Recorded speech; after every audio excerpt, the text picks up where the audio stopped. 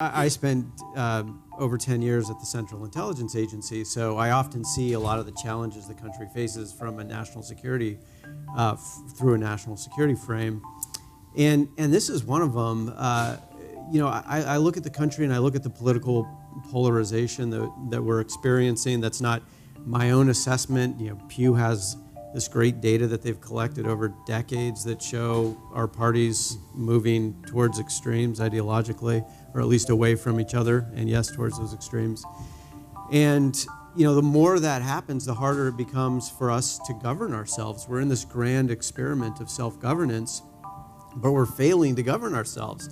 You think about it, the world is so dynamic now, whether it's it's changes in industry, it's changes in climate, the way changes in the way we communicate with each other, the way information flows, opportunities and risks that are associated with that. We live in a very dynamic world right now, and so especially now, we've got to have a functioning government. But we don't pass budgets.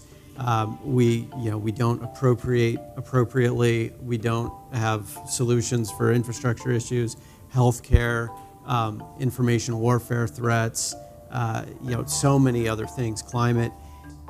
I look at that and I see a national security threat, that we're failing to govern ourselves because our parties are so divided, and our adversaries abroad are seeing this and exploiting that, opportunistic politicians doing the same, exploiting our divisions.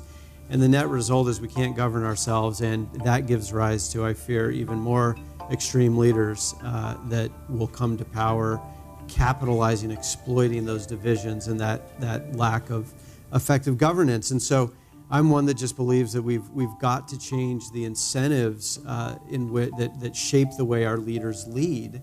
And my view is that ranked choice voting is one of a couple of reforms that I think offer the best opportunity to change those incentives, so that leaders are more incentivized to find common ground with their rivals, to demonstrate that common ground, to build on that common ground.